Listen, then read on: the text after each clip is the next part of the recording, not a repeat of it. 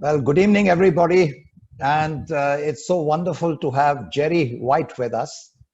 I met Jerry in Gandhi 3.0 at Ahmedabad, a whole very unique gathering that was facilitated by Service Space and our dear friend Nipun Mehta, one of the co-founders.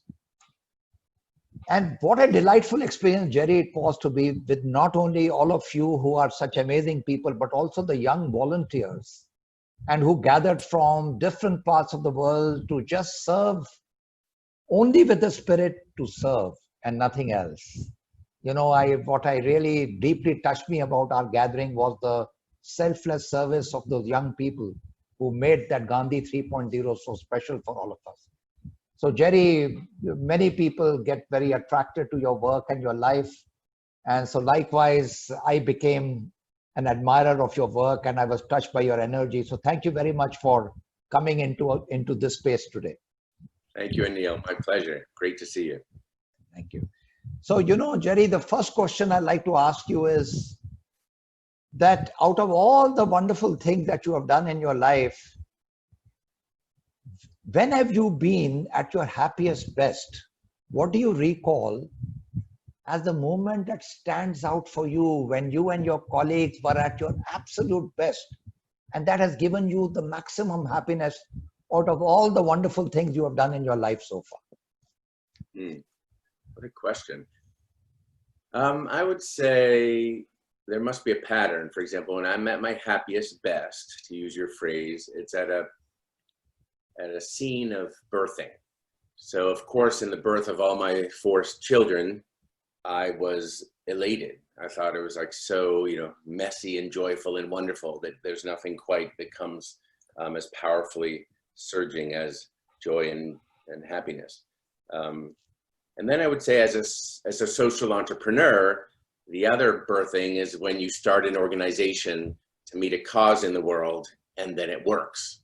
Mm-hmm. And so there are moments or milestones in life where you birth something and you grow something and you see it do wonderful things that are apart from you. Mm-hmm. So you're present at creation. So I guess that's it. I think of strategy, for example, as an art of creation, of mm-hmm. creating power. So, and that social entrepreneurs are more like social artists. Mm-hmm. So I think that's it. Whenever I can be my most creative or see creation take place, then I flow in joy. Oh, very nice. But I've just observed and read about your career that there were different phases to how your life unfolded itself. So could you tell us your story as to how you were called upon and attracted to doing the kind of things, and how young were you when this was revealed to you that your life is one about serving the larger well-being of all? Could you tell us something more about your story and about how your life unfolded? I think a big part of it was just growing up as the fifth child in a family of six siblings, mm-hmm. In outside Boston, Massachusetts. So mm-hmm. an Irish Catholic family. And so I was part of sort of an immigrant story, like, third generation, fourth generation Irish Catholics in the Boston area. And my father was a successful businessman, but my mother really imprinted on us like the passion for social justice. So something as traumatic as, we're a Catholic family, you get your toys on Christmas Day, and then she would enact giving by asking each of us to pick one of the toys that we had received to give it to a local orphanage, the Home for Little Wanderers in Boston. And that was really enacting a value, right, of like generosity and she would always have sayings like, always pay attention to those who are below you on the ladder. Don't bother looking up to see who's ahead of you. Or even if we sailed boats and we had some privilege in like racing boats, she always says, always touch the water and stay in touch with nature, no matter what vehicle you're riding.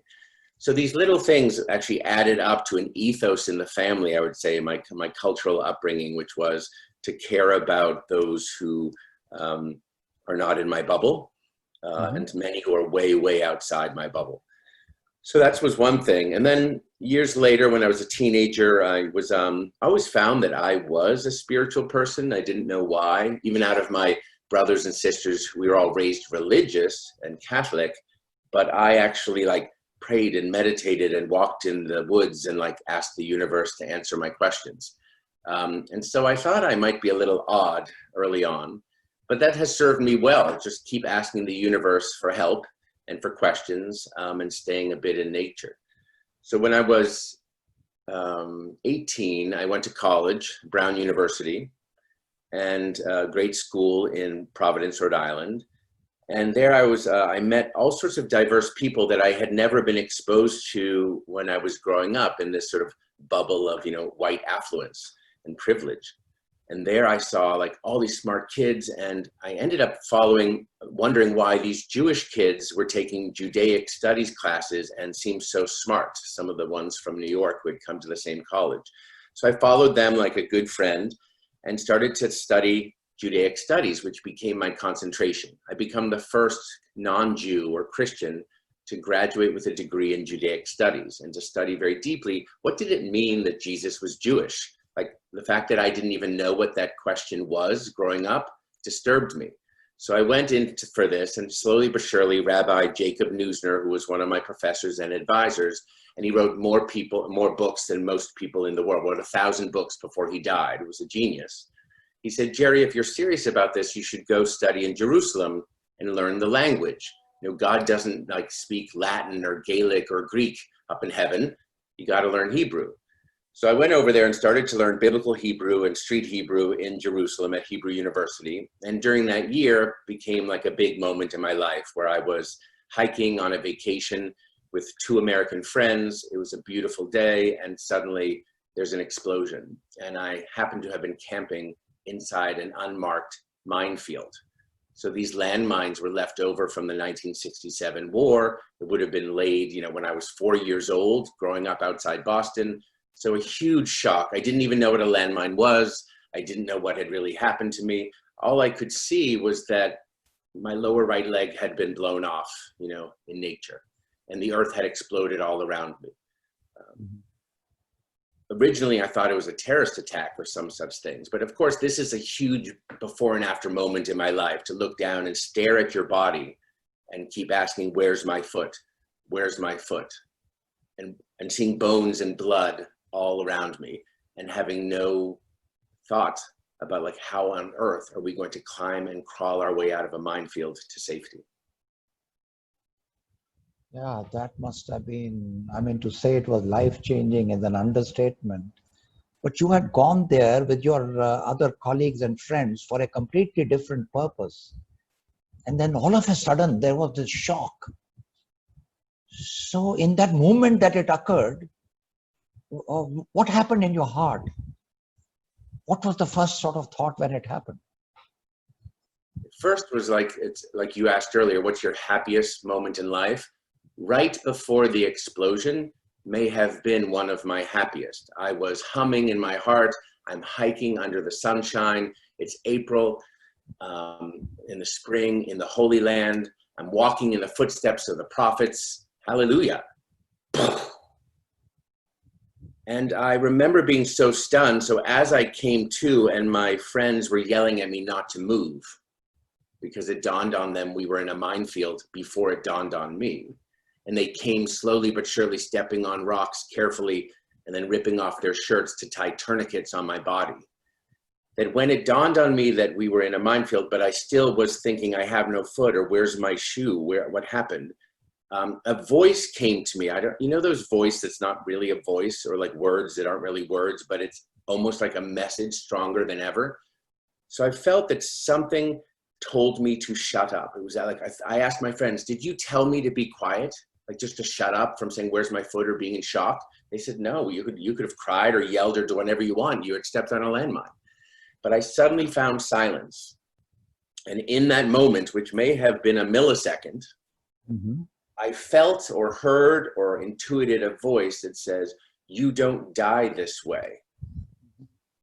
There's a purpose. And then even in the Middle East. And so that was it. and then blood and guts and the movie resumes.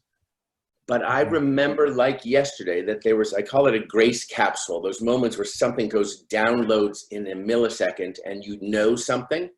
And so even though there was no chance I got out alive, and this was going to be a miracle if we did, I knew from that moment that I'm not going to die in that godforsaken minefield from someone else's war that had nothing to do with me. So we did climb out. We did climb through barbed wire and through a lot of danger. And I spent 6 months in a hospital in Israel going through rehabilitation and then learning how to walk on an artificial leg again. So yeah, I guess prophecy and truth don't need to be defended. They just come true. So I don't know, I had this internal prophecy saying I don't die this way and there's a purpose. And then that happened to come true in my life. And then over the next few days, how did you come to terms with your situation, and what were the new sort of insights and purpose coming to you, which was being revealed to you about what your future would be like? Could you describe that a bit more? I think it wasn't so philosophical when actually you're in so much pain. So all I know is I learned like, I hate pain, I hate pain, I hate pain. I just like pain. I don't want pain. I want the pain to go away. So there's a deep relationship with pain that one experiences that gives you a lot of practice. And just often being terrified when the nurses and doctors and lab coats would come at 6 in the morning with tweezers to pull out shrapnel from my raw leg. And I would have no painkiller. It was the fear of the pain, like the 15 minutes before the doctors arrived, that made me feel sicker than the pain. So I started to realize that, oh, what is this about pain and our aversion to it? Like, how can I prepare myself for pain? Or can I? Or how can I be present to the pain and not fight the pain? Even though very often it would just result in like vomiting from so much pain. So like pain led to pain, but then led to relief. Oh, and then led to eventually like learning how to walk on a leg and overcoming pain and gaining your strength back. So knowing that every day is different, every minute is different, that's probably the early training I had, sort of Buddhist or otherwise, that sort of like, it's ephemeral, like this too shall pass. This second is passing. And the next second can be nothing like it. Or like, and so you start to realize over time that everything changes, nothing stays the same, and even in the face of pain, which can be unpleasant, that's just another fact. I see. Now talk to us about then how everything began to come together again, and tell us more about your life's journey after that. You've done some amazing work after that. So describe to us some of the key aspects of how your journey has unfolded since then, and what you have been moved to do since then. Thanks, Anil. It's so last century, but I'll try to remember. After that, I went home, I graduated from college, and I moved to Washington, D.C. So I had a feeling I felt of a global citizen, that I wanted to do something in the world, but I didn't know what or how. So I moved down to Washington, and I got some work working at the Brookings Institution on research in the Middle East, but also working at the Natural Resources Defense Council on nuclear non-proliferation.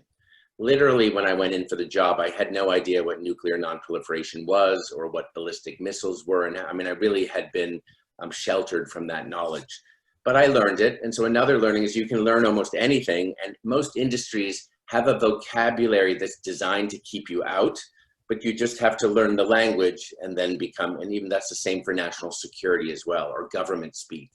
So I started to work on that, and it really was tracking the weapons of mass destruction for about 10 years. What was happening around the world, even before the end of the Soviet Union? What was Iraq doing? What was India doing? What was Iran doing? Israel? What were the capabilities for rockets, missiles, and nuclear and biological and chemical weapons as well? And then one day I meet partner, to become a partner in crime, Ken Rutherford, and he's moving to Washington to begin his PhD, and he hears that I have a fake leg. I'm missing my leg, and that he also has a fake leg. And he's come to town, and just like you have peer support, he's saying, where do you get good legs around here? And some friend had introduced us. So we go out for burgers, And he realizes that I had stepped on a landmine in Israel. And he said, well, I lost my leg to a landmine in Somalia.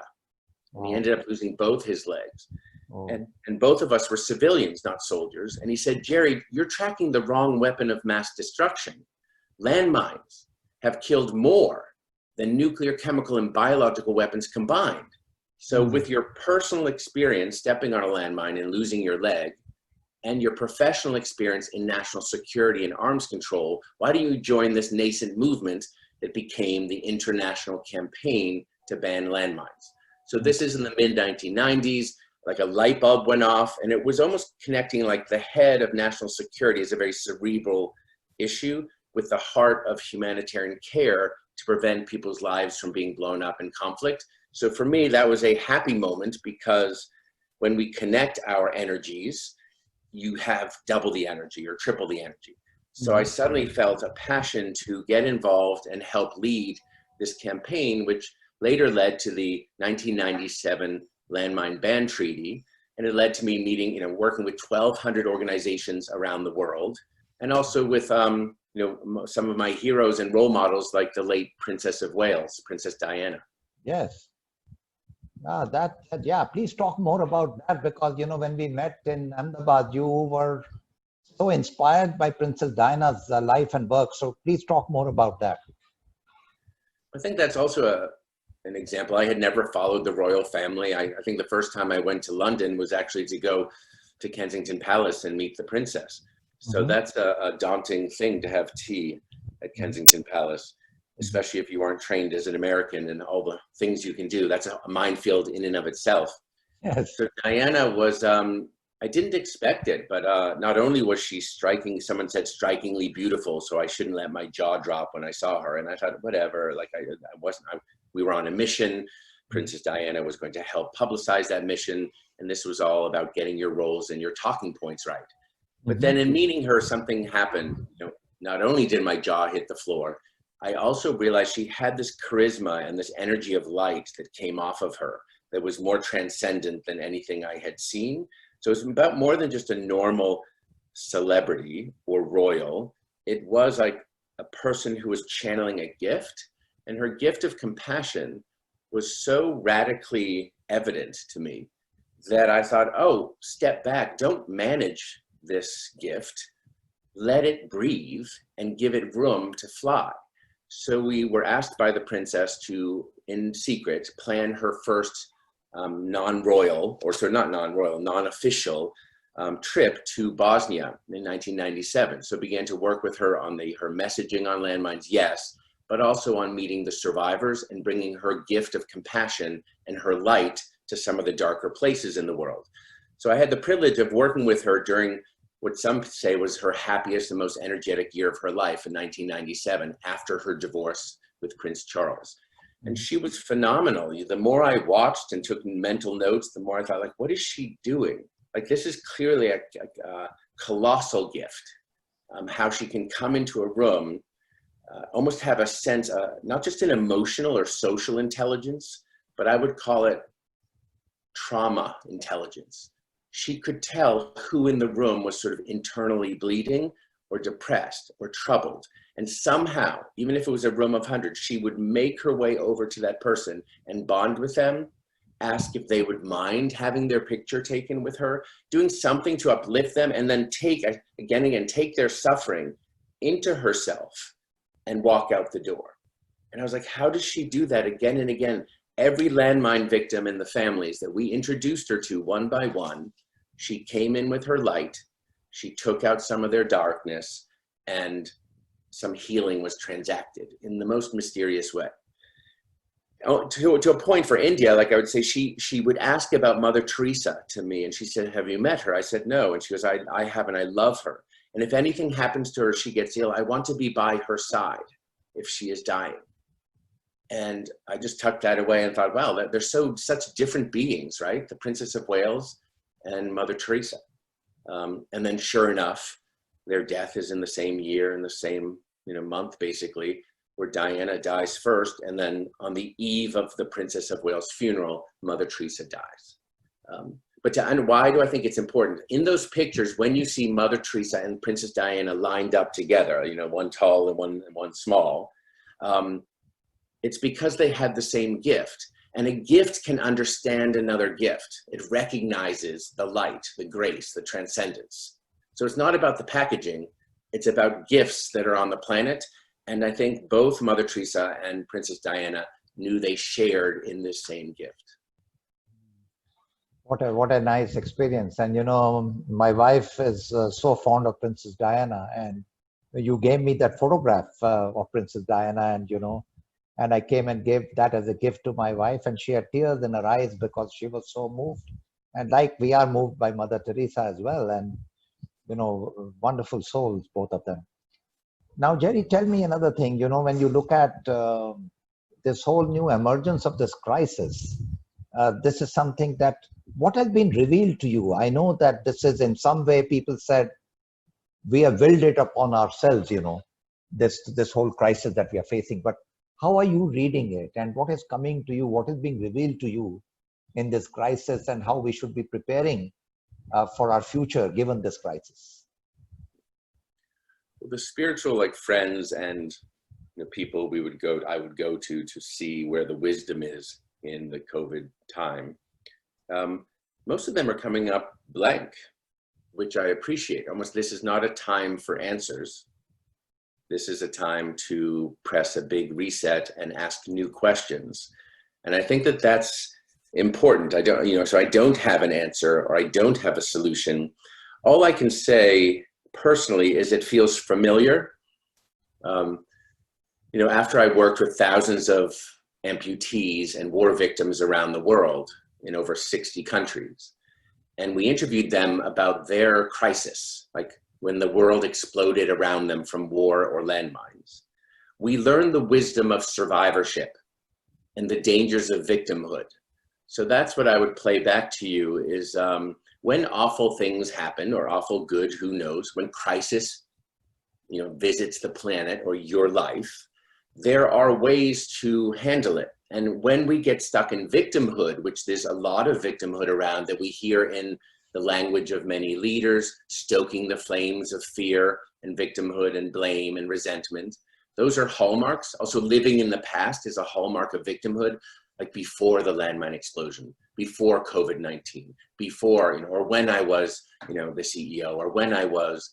So living in the past is also a hallmark of victimhood that we should be careful of or attune our ears to. Not just learning from the past, but really wanting to go back and live in the past. So survivors around the world and my own experience taught me that there were 5 ways to deal with explosions in the world, so to speak. Number 1 is face facts. This awful thing has happened, I can't control it. And also feelings and fears are facts. So in the first step of the recipe for resilience, one must actually face the hard facts, and you may hate them. Highly inconvenient, these crises. But life will never be the same again. That's what Princess Diana said as well. Trauma is a before and after moment, a before and after year where life will never be the same again. We all have dates, we all have anniversaries, even countries like 9/11 for America. 2020 is a before and after moment for the planet. It's a crisis of like a pan crisis. So now we have to say, well, what do? We face facts even when we don't like them. And number 2, you choose life, which means we are more than this moment. As I described earlier, everything will change and transmute and transfigure. So we're more than what the feelings and the facts are of the moment, and we choose life to have meaning or belief. So people of spirituality, it turns out, have a competitive advantage in survivorship, in resilience, because just like I did in that minefield, you make meaning. I made a message somehow inside me. I don't die this way. This has a purpose. So in choosing life and not death, it is this moment of creating meaning and hope. And then the third thing we learn is you must actually reach out, that no one survives alone in crisis. So you may be feeling on shutdown, you may be feeling all alone like I did in a hospital ward for 6 months, but in fact, you're never alone, you learn that. You have family, you have prayers, you have energies, you have nurses, you have doctors, you have plants like right behind you, Anil. You have living beings all around you, and we are not alone. We may start to think we are separated, but we are not. So understanding that we must reach out to others, even when we are alone, and be reached out to, that's the third step, because isolation does kill us. And so in a time of COVID, it feels extra daunting, but in fact, we're seeing all sorts of Zoom connections worldwide. And so number 4 is get moving. Survivors teach us in a crisis like this. Keep moving. You know, my mother was on shutdown in assisted living in America, and she was atrophying, I would say, and getting more ill at 85 years old inside an assisted living facility where no family could touch her. No one could visit her. This is awful for the aging, awful for anyone, but elderly are facing the worst fears. And I know so many are dying alone without a family member touching them. How horrible and unnatural and afraid that is. We need each other. We need to be holding hands at the time of death and suffering and crisis. So touch matters. How do we have touch? How do we energize it? And then how do we get my mother out of that situation? So that was another piece of get moving. The 4th, move into the account, get my mother out of that living situation, get her down as safely as possible with risk to come live across the street from me with help right here at home and family. So no one survives alone. We need our families, but you also have to do things. I have my issues. Anil, you have yours. Everyone on this call has issues. I'm glad I don't have yours. You're glad you don't have mine, but we all have them. That's like a collective trauma that Diana understood as well. So therefore we must face facts, choose life, reach out, get moving. And last is the most important, the secret sauce for like thriving in the face of disaster and death and disability. And that's give back. You know, having this loving kindness, the paying forward, like service space and others, this is what we're wired for. Altruism, like food, sex, sleep, we like all those things, and giving. So every day in small ways, even when you're in the hospital or it feels like you don't have capacity, in little ways, a thought, a wink, a kind word, a smile, a visit, a text. These are little small acts of giving back or paying forward that are transformative and that also get your levels of serotonin and dopamine up, because that's how we're wired, to be in that space, to not slip into the victim space. That's a temptation and an addiction, but our health and our wholeness and our light comes from giving. So that's what I felt in this time has been so helpful, is just the echoes of what I had learned over my career in the humanitarian space, and what I learned from precious friends and survivors around the world was survivorship, the art of living dynamically and positively in the face of death, disaster, disease, disability, and all the awful D words. And it's possible. So in the midst of all of this, we, like you, Anil, can have joy and smiles and even enter into these types of conversations. And you reached out to me, and I'm grateful. It made me smile. Thank you, Jerry. You know, I couldn't agree with you more, because I remember as a little kid when my father was an army officer, he used to get a certain limited amount of salary. And I am the 5th child out of 6 children in my parents' home, like you. We rule. And, you know, he used to take 10% of his salary every month to serve the poor. And sometimes my mother would ask that my sister required another dress. And then he would smile and said, at least she has a dress. This is meant for those. So, you know, later when I found my own company, the first board resolution was 10% of our surplus will go to support the poorest of the poor before we invest in anything else. So that's, I think, so I completely agree with you that when your resilience begins to weaken, the act of compassion and giving will strengthen your resilience. So what a beautiful insight, Jerry. Thank you for reinforcing that part. But I challenge you, I challenge the question of tithing, because I think it's important and is a way that the universe or traditions and religion have taught us that one should give at least your 10%. And I think when it comes to transcendental things like generosity or grace, these are things that are not divisible, right? So we are in a world where we have money and things, and we can give away a toy and give away our 10%. And that's almost just to keep your system flowing. so that you don't get ill. But there's another question facing us all today is what is generosity really? What is grace and giving? What is care about and service? And if it's indivisible and not transactional, it's measurable in 10% and 20% and 30%, but really the spirit of it all, which I think you have, is 150%. There is no dividing grace and gift. Gift is transcendent. It's something we channel. So we're either fully in the game or perhaps we're clogging up and getting ill. What a nice insight.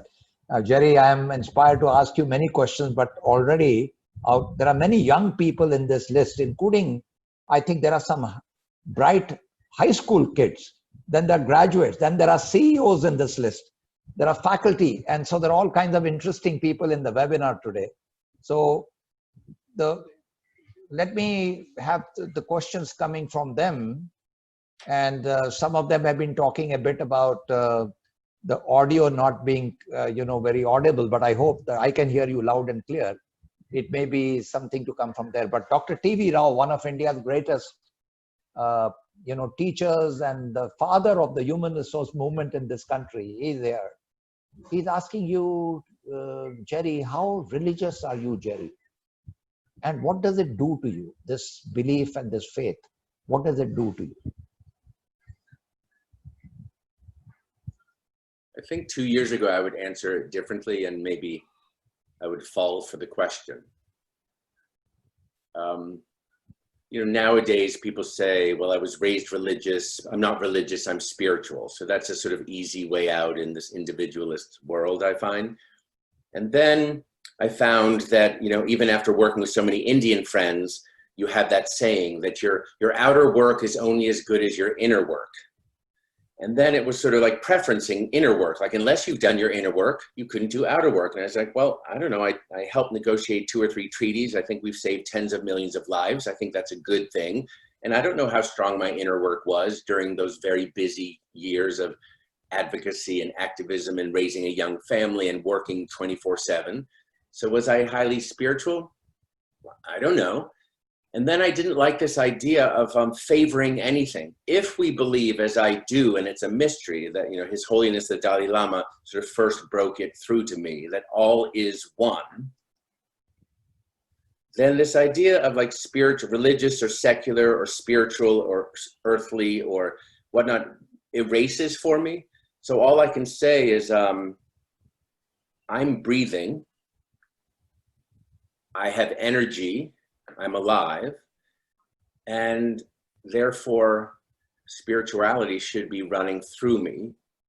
And so it's not me, or it is all of me, if that makes sense. A little bit of a mystery. So I think I find that my lifeline is breath and spirituality and light and energy. So that is, I feel, a core of whatever the mystery is that it energizes me.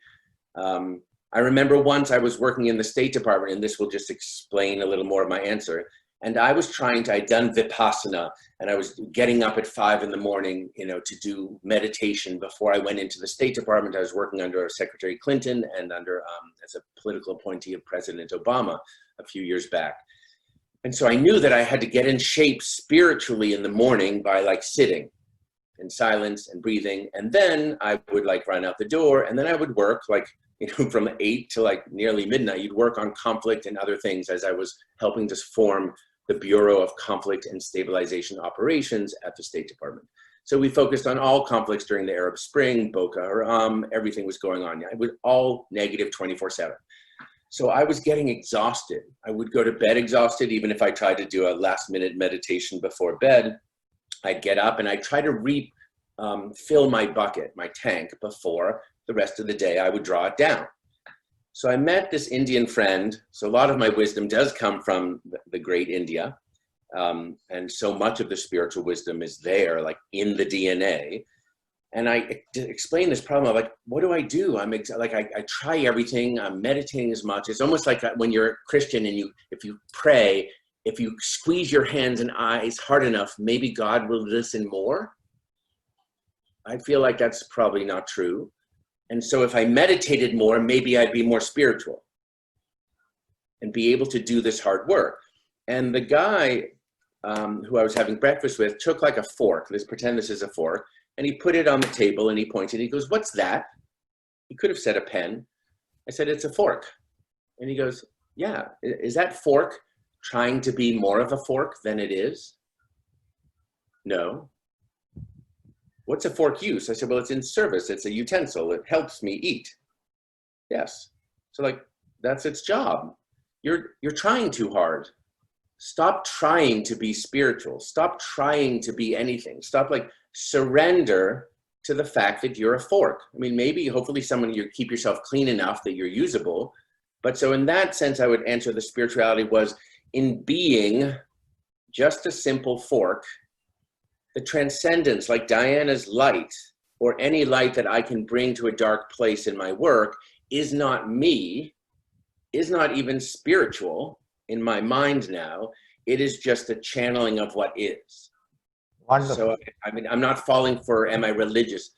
I think about these things a lot, so others will project onto me that I'm a very spiritual or religious person, but they don't know really. Yeah, I think you become an instrument and things happen through you. Yeah. So that's absolutely, that's wonderful. Yes, very. One of our alumni is asking this question, that how was your experience on working with Her Majesty the Queen in the Middle East, in Jordan? How was that experience? That also, I mean, people would tease me because they think I was very unspiritual because they thought as an activist I only went to work with beautiful blonde royals in the Middle East or in England. So after working with the Princess of Wales, like in the middle of this like dramatic landmine opera play of activism and writing a treaty, the princess dies, as we all know, in August. And that wasn't written into any script. So you're like, the 11th hour of the second act of the landmine story, your princess dies. And that's like devastating, tragic. What do you do for the third act? And it was at the funeral, actually, of the Princess of Wales that I saw Her Majesty Queen Noor of Jordan in the front row, representing the king and queen, the Hashemite kingdom. And I had met her when I was like 20 years old doing an event in Washington. So I had the chutzpah, or the nerve, after the funeral to get back in touch. Because the Middle East is called like the landmine heartland of the world. So from Northern Africa across to Iran is probably the largest amounts of tens of millions of landmines that are still buried and threatening. So I re-engaged and Her Majesty was gracious enough to stand in as the next patron after the Princess of Wales. Very different styles. Her Majesty, introverted, so thoughtful, had been working on development and social and economic issues and environmental issues like really her whole life, or since her early marriage to His Majesty King Hussein. So very different type of royal protocols in the Middle East, of course. Diana had sort of broken away, so even though she was still a royal, she was making private decisions as like a humanitarian at that stage. So this took on, other burdens and responsibilities of how does one host royalty when going to Vietnam and going to Cambodia, when traveling the world. So I think all these things I learned a lot. I learned none of this in college or high school, guys. So there was no manual on how to get out of a minefield. There was no manual on how to like host royals, on a landmine or humanitarian trip. These were things one had to make up as you went along. There was no manual on how to write a landmine treaty or a convention on the rights of people with disabilities. These are acts, as I said earlier, of collective creation at moments when they are to bloom and flourish. So you're both an usher and a midwife to these experiences, and a participant. Is a bit of a mystery of the roles you play. So I would say that was, I just learned again how to surrender to the will of the universe and to serve the leading lady or cast or survivors. It could be Diana one day, it could be Queen or the other, it could be survivors in the jungles of Angola, it could be Farc in Colombia. Like wherever you are, you're in service. So we should be like Forrest Gump, if you've seen the movie. That like you can show up all around the world, but no one really knows your name, and they shouldn't, because you're sort of invisible. You're leading from beside, below, behind, on above. sometimes in front when you're scripting the next chapter of things, but it is much more a mysterious experience leadership, because I think it's a question of energy and incubation and it's collective. So yeah, wonderful experiences. These people I've met all around the world, from kings and queens and foreign ministers and prime ministers and presidents. But you know what? It's the people whose names you'll never know. Flamenco, Adnan, Mona, Sue, these people who I say are the mini Dellas, not the Mandela. No Messiah or Mandela is coming to get us post-COVID. It is us. We are the transformers. We are the flourishing. There's no king or queen or new patron saint that is going to get us out of this fix. We're in it together, and together, collectively, as mini Mandelas, where we like get rid of our egos, we will rebuild an ecosystem of flourishing, or that's what I believe. Thank you. Deen Dayalan, who runs an organization for grassroots level where he works with the blue-collared, people in manufacturing. He says that this whole principle of Gandhi and, which was of leading a balanced life and serving the planet. Do you think this COVID crisis has been willed upon ourselves by excessive materialism and going away from the principles of Gandhi, for instance? Yes, of course. I think I don't think it's going away from the principles of Gandhi. I think it's going away from the, pre-Gandhi, like the ancient principles of indigenous wisdom and creation and nature. So I'm newer to my flaw in my activism life was like, I used to not understand the environmental movement. I thought that they were precious. They didn't help us in the landmine movement. Like they didn't care about military litter, but they seemed to care about animals and parks and beautiful things and calendars. So I actually was negative, because I said, if you can't deal with people and conflict and what's happening around the world, then I don't really have time for you. That was an immature activist, but it was how I thought. Over time, and then I also realized, why was I averse to nature? Well, because the last time I went camping in nature under the stars, nature exploded and hurt me. It wasn't nature, but that means for 20 plus years, I never went camping again. Nature was danger to me. So I've had to heal that in myself and understand and realign. It's been a process to come to realign with natural science principles and the healing nature of just getting outside or jumping in the ocean or watching a butterfly. And then asking them, what's happening and what do we do next? They have the secret. So I do agree that icons like Gandhi are aligning, with a sense of like head, hands, and heart. And so he brings that teaching to us. But of course, the access to the teaching is, predates and is much huger. And that's the good news. From where anyone lives today, you may learn from nature and then bloom and flourish where you're planted. You don't. And so, yeah, I'm so happy not to hop on new airplanes. I used to travel way too much. Now I'm feeling this joy of like, oh my God, like to be on the earth, not in the sky. Like how blessed is that? And to move slower as you walk the beach and think and pray for the universe and for this planet in trouble. So yes, I think where it doesn't matter if you enter in through Gandhi as your icon, or I enter in through Princess Diana or Caterpillar. That's the joy, is the world has such diversity that you can enter in from whatever you fancy. But the invitation is enter into this conversation of life and creation. Jerry, Professor Arjya Chakravarti, who chairs our HR leadership program in SOIL, she is asking a question: how can I convince my young students to believe in the impossible future and to believe in themselves? Because right now, everything is very fuzzy, there is anxiety. So what is your guidance for the young people to develop that high self-confidence in themselves and to believe in the future? That's a great question. I would say my wife had great wisdom with our 4 children, young children, when they were young, and they started to come home from, it's to the point of confidence. They started to come home from school, and what was done to me was like, you noticed what the grade was, and you know, my father would sort of underline or circle a grade that wasn't to his liking, and he might not even say anything, but it was understood, you must perform, you must achieve, and you must get better, or whatever. And so that's the culture I was raised in.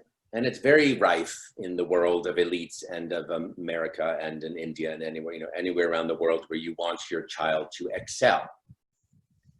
And my wife took away the pen, and she says, we won't have that in this family. I was like, what? She goes, our job is not to raise great children, great kids.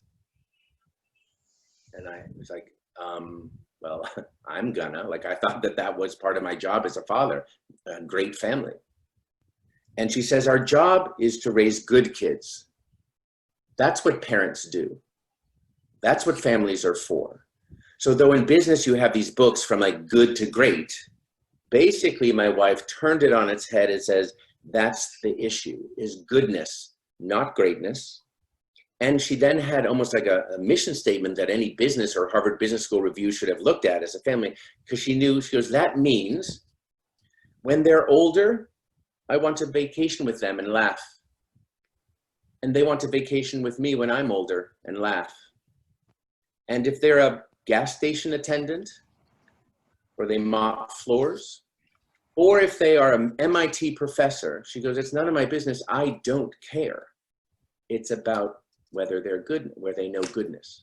And for her, that also was, you know, being kind and not saying the word hate or stupid. So my wife, it's back to this, to the point is goodness, not performance and excellence or greatness. That is part of the growth model, the capitalist model, the hierarchical and patriarchal model of rankings. That is not the all is one model. So look at goodness as close to godness, not greatness, I think. I'm making this up a little bit, so bear with me. And the other is I'm learning, I did many grand things. You know, I got so many awards, like you share in the Nobel Prize and you go over here and you're an Ashoka Fellow. And so people seem to like to give out awards. And I always felt uncomfortable thinking, yeah, these are like I'm proud, but that was so yesterday. Like, who am I? And so one of the things I've learned also for myself is that I had to get rid of my sense of performance. Like, yes, it's wonderful we've negotiated treaties, sharing in that victory for the good of the planet and people, but where do I get my esteem? And so to teach ourselves, you have to do inner work that says, performance, I am enough. Today is enough. Grace is enough. Everything is like, now is enough. Be here now. So that's an enormous lifelong process that I needed to reteach. And I wish I had been taught earlier in life. So the sooner we teach our children, and India may have an advantage in this, where it's like, be here now. And then the other, let it go. That was yesterday. Life is good. So this last part I would say is trying to know against the fear and the overwhelm that's the story around us. OMG, oh my God, like the sky is falling literally and we're burning up and now we're on lockdown, all is lost. So loss is about trauma and fear. So those issues of resilience I taught earlier, you want to raise resilient families and children and communities. That is a practice, just like breathing. You can learn to be in shape. It's a social practice. And then there's the individual practice of your own. And lastly, after doing all these grand things, the new thing for me is small is the new big. Like, again, I'm very belatedly to this party to come full circle and say, who cares about grand or great or huge? Like fractal, subatomic is the new colossal. And so when we look in the eyes of our beautiful children and see the power of their innocence, just start there. They have the inner flourishing. And we're trying to like not put as many obstacles or blockages into their system or their meal as would block them from the naivete, the idealism and the confidence that all can be magically transformed, believe it or not, with the power of that innocence and that light. unencumbered and unhindered. So fractal, small, and I teach a fair amount. I'll stop at this point. I teach, and so a lot of students who get to the level of college, like University of Virginia, a World Heritage Site in the United States that was founded by President Thomas Jefferson, they're trained in achievement and tests, and they want A's. And it's highly frustrating for me to try to like deprogram that while I teach transpreneurship and transformation, because it can't be done in the same way of earning it. There's no manual for this. So trying to deprogram the obsession over grading and performance is so critical to open up the space for transformation. And so our kids are natural at it to go play and then pot soil and see a caterpillar and just have joy and wonder. We need to get back to that. I'm talking to myself. I have been working to get back to that so that this era of unfolding, I can have joy and participation and not be afraid of. Wonderful. And Jerry, that's the reason why when we created the School of Inspired Leadership in Soil, we decided not to have the traditional grading system. We don't have the competitive grades at all. And so that's something we decided. Well, I give you an A for that. Yes. Thank you. One of the high school teachers in this program, her name is Alka Rohil. She says, you talked about the family, and she works with some orphanages. And she says, how can you create a sense of family and a substitute for family for these kids in the orphanage? And what can we do for them in this pandemic situation where they are feeling alone?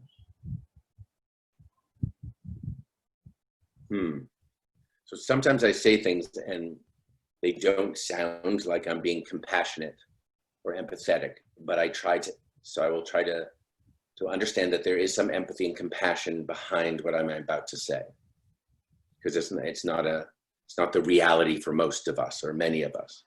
But that I always thought that there should be a campaign to ban orphanages, because they tend to be institutions of human rights abuse where people with disabilities who I've known all around the world are dropped off, where the marginalized, where the imperfect, where the less than, where we judge them on caste or where they fall in society are left to die. So there's a romanticism in the West, or in an aid mentality, to care for, to help, and a charitable instinct, which I think is part of giving, altruism, and good. So in that space of impulse to save, to protect, to love, I don't object to homes with children, right? Similarly, in the West, as I described with my mother, being put into old age homes, that 5, 6 of her kids were okay with her being in assisted living, and she wanted it to be independent, didn't want to burden her children. So we put people in monocultures, the elderly, and this is what we're doing in the environment as well, monocultures of what we grow and why we grow it, that sort of ruins the soil and the planet and the soul and society. So I would just say, ask a different question. How is it that we're not creating family in these monocultures of the elderly institutions, mental illness, disability, silos, and also orphanages and children? It's an unnatural state, which I think you're getting at, but not everyone is experiencing the flourishing of family. The other thing about family, it is an affinity of values and flourishing that you're looking for, not an institution. So wherever there are 2 or 3 or 5 or 7 of people gathered, one can have an affinity of love and compassion and service. And again, like I said, no one survives alone. So children form peer support, and then they attach to adults, in other words. So the safety, all of that is important. But I want to say that I haven't started these campaigns, but I want the message that, is this the right way to foster family and flourishing if we group people who are discarded in society as if they aren't already part of us? It pains me to even ask that question and to watch what I've done. So now, in having my mother come be near me, you talked about happiest moments. The day my mother arrived, the day we could show her like the fountain, the new garden, and think about going to get a cat and having her like care for things and water things and be alive and share every meal with family, is a surge of joy came, because I feel like that aligned the right chakras or the right energies of what is right and good. And again, this is I could do this. I'm not special. It's right and good and natural. And the systems of the world have made these things unnatural and hard. And, again, they value greatness, not goodness or diversity. I just happen to love, scar tissue and weakness and oddness. Like, I don't think, people who get straight A's, the students who are great straight A's and are captain of their hockey teams and their soccer teams, like, it doesn't interest me at all. Even the Olympics don't interest me. Perfect is just not interesting. Thank you, Jerry. One last question from Ari, and he says that, with all these ups and downs in life, what's the secret sauce to just keep expanding that light within and make other people's lives and our life therefore full of joy and harmony? And is there some other insight in addition to what you have already shared? And maybe the answer lies in this balancing the chakras that you were talking about, the spiritual journey, from the lower chakras to the higher chakras. Maybe you want to just share something about that secret sauce with everyone. It is. It's sort of like keep opening. I mean, I love the questions because I would ask the same thing. What is it? What's the mystery? Keep opening your mind, opening the curiosity, and being open to something completely different that could channel down into your way, some light or insight or aha moment. So with these students or with anyone asking a question, I would say, how can I trigger an epiphany in the shortest time possible? So maybe that's I'm competitive about, is like to give an aha moment where you just turn in your seat and you're like, I just never thought about it that way or felt it or saw it until now. That can happen like that. A sense of survival, a life, an aha moment, an epiphany with a small e, not just a big E. So I think that's what we are searching for, what and how to do that. So again, we start to control it. If I want to meditate so that I become enlightened, or if I say, well, I went to a 20-day Vipassana, well, I went to a 10-day, well, I just finished servicing after 40 days. We're still jockeying in competitions spiritually, which is, anathema or laughable. We have to catch ourselves and have humor. So I would say, laugh at most everything. That's a number one sign of resilience, right? Smile, force to smile. Even at rest, I have like this grumpy-preneur face. Like, don't I look like a grumpy old man? I have to remember sometimes to smile. I love laughing and smiling, but I just do it. Like that actually helps. So give, do, smile, breathe. And then lastly, this ability to go into what I call like a 60-second soul, like just where you, in the midst of chaos, complexity, uncertainty, conflict, you can dip your soul, if that's what it's called, your ultimate reality and energy is eternally and always present and available. So in this second, one can take a bath in that peace and harmony and balance is the word you use, and I think it's important. So when you feel out of balance or you're leaking energy and you're sort of depressed, like in seconds, one can start to realign whether the chakras or, an area that's sort of stuck.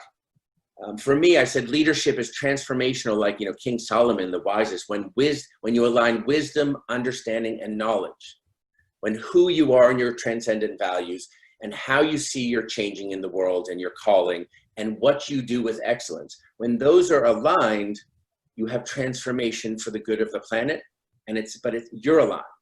And it's very rare that we have an avatar or a Gandhi or a Christ or a Muhammad or the wonders of the world in our star-studded spiritual cast, Abraham and otherwise. But so you can feel it though when you're not aligned, when you're leaking, I call it. You're just not yourself. You're not even feeling sort of at home in your body. These are symptoms to have you realign energetically or spiritually to refine balance. Maybe you just ate a whole bag of brownies. Like that could be a little unalignment, but there's no guilt. There's not really judgment. Just like equanimity, when you meditate, you're like, I just ate a whole bag of brownies and this is what I feel my stomach doing and I want to go lie down. So I'm not like, I used to be angry with myself. Now I just note it and say, yeah, I did that. And that's what happens. And I know the other feeling, which is alignment and flourishing. And I prefer that. So maybe I'm still not equanimity because I do have a preference. and feeling energetic flow. And I sort of know what that feels like, and I can diagnose. I think we all can, if we hold a mirror to ourselves, diagnose what's happening sooner than before. And if we're doing that more and more, then I think we'll be more aligned, happier. And whether it's chakras or wisdom or Holy Spirit or nature energy or vibe, frequency, and flow, these are all words. But may the force be with you. Thank you, Jerry. What a treat and what a gift to be with you today, Jerry. Here are the insights that were revealed to me today. First of all, let grace happen. Choose to listen to the inner voice that guides us. Become an instrument in service. These are not things which you can measure. Love is profound and all-pervading. So be part of that flow of love. Serve with all your heart and never get attached that it is because of your doership and because of anything like that. Because when that balance comes to you, the truth is revealed to you. And you know, you got the Rumi Award. And so my sister, my older sister, once narrated something to me which said something like that about Rumi, that in between my words and his grace, wisdom flows. In the empty chatter of my mind, I lose it. In the still silence of myself, I find it. So let's source the still silence. Let's become instruments of service and giving. And all our love to you, Jerry. And thank you very much for coming here today. Thank you. Thank you very much. Peace. Thank you. Thank you, brother.